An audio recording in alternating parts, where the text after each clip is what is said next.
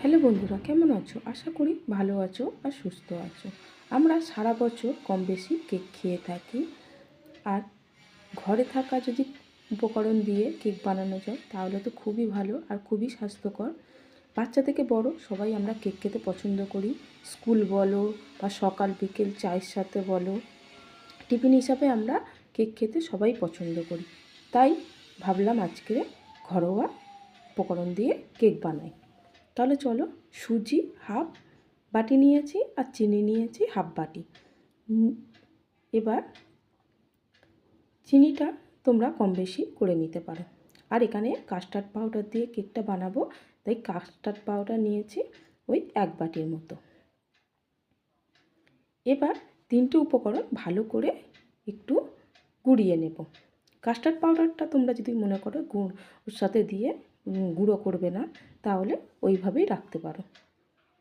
একটু কাস্টার্ড পাউডারটা হাওয়া লেগে একটু ডেলা ডেলা হয়ে গেছিলো, তাই আমি একসাথে একটু গুঁড়ো করে নিলাম। এবার আমি এর সাথে ময়দা দিয়ে দেবো। ময়দাটা নিয়েছি ওই কাপ, মানে ওই বাটিরই 1 বাটি। এবার অল্প একটু 1 চিমটি মতো নুন দিয়ে দিলাম, দিয়ে আমি ভালো করে শুকনো উপকরণটা মিশিয়ে নিলাম। তারপরে আমি এখানে দুধ দেব। দুধ দিয়ে অল্প অল্প করে আমি ব্যাটারটা গুলিয়ে নেব। এখানে একদম ঠান্ডা দুধটাই নিতে হবে, কিন্তু ফ্রিজের না, নর্মাল টেম্পারেচারে যে দুধটা থাকবে ওটা দিয়েই ভালো করে ব্যাটারটা গুলে নিতে হবে। দুধটা দিয়ে ভালো করে একটু মিশিয়ে নিয়ে আমি এবার সাদা তেল দিয়ে দিলাম, ছোট বাটির হাফ বাটি মতো, মানে যে কাপে আমরা চা খাই, রেগুলার চা খাই, সেই কাপেরই হাফ কাপ মতো দিয়েছি। ভালো করে আমি ব্যাটারটা গুলিয়ে নিলাম। আর তোমরা দেখতেই পেয়েছো কেমন করে, মানে কতটা পাতলা রাখতে হবে। সুজি যেহেতু আছে ওই জন্যে একটু পাতলাই রেখেছি সুজিটা। 15 মিনিট পরে আমি যখন খুলবো তখন অনেকটাই টেনে যাবে।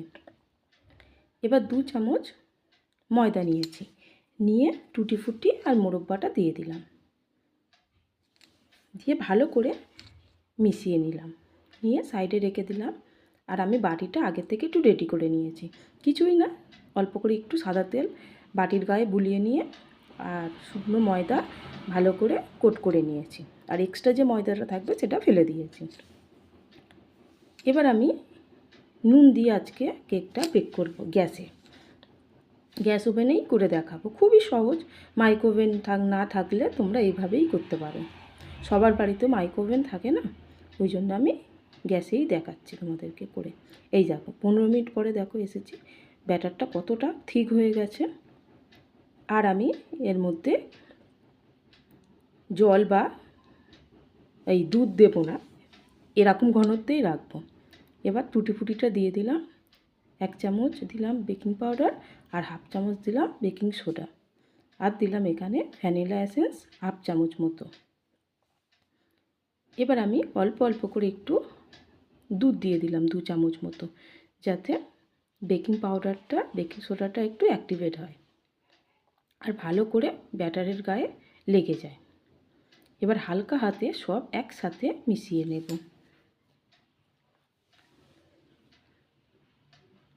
নিয়ে এবার বাটিটার মধ্যে সমস্ত সব ব্যাটারটা দিয়ে দেব, দিয়ে একটু আমি সঙ্গে সঙ্গে আমি এবার বসিয়ে দেব। বসিয়ে দিয়ে এবার ঢাকনা চাপা দিয়ে কেকটা হতে দেব 30 মিনিট মতো। মাঝখানে একবার খুলে আমি, আর এই যে ছোটো ছিদ্রটা দেখেছো, ওখানে আমি একটা কাগজ ঢুকিয়ে দিয়েছিলাম যাতে বাষ্পটা বাইরে না আসে। মাঝখানে একবার খুলে আমি ওই 25 মিনিট পরে আমি টুটি ফুটি আর মোরব্বাটা ওপর থেকে দিয়ে দিয়েছিলাম, আর তারপরে আমি 10 মিনিট ফের হতে দিয়েছিলাম। দিলে দেখো আমি কাঠিটা দিয়ে টুথপিকটা দিয়ে দেখলাম একদম সুন্দরভাবে ক্লিনভাবে উঠেছে, মানে কেকটা একদম হয়ে গেছে। তারপরে ঠান্ডা করে তোমাদেরকে দেখাচ্ছি, একটা প্লেটে দেখো নাবিয়ে কতটা নরম হয়েছে। বাচ্চারা এটা দেখে খুবই খুশি হবে এই কেকটা দেখে, আর বুঝতেই পারবে না এটা দোকানের কেক না বাড়ির কেক। দেখো কতটা নরম হয়েছে, আর দেখো আমার হাত আঙুল বসে যাচ্ছে, কতটা তাহলে সফট হয়েছে ভাবো। আর খেতেও হয়েছিল খুব সুন্দর। তাহলে বন্ধুরা কেমন লাগলো আমার এই কেকের রেসিপিটি? বাড়িতে বানিয়ে প্লিজ খেয়ে দেখবে আর আমাকে কমেন্ট করে জানাবে কেমন লাগলো। আর লাইক সাবস্ক্রাইব করতে একদম ভুলবে না। নমস্কার, টাটা।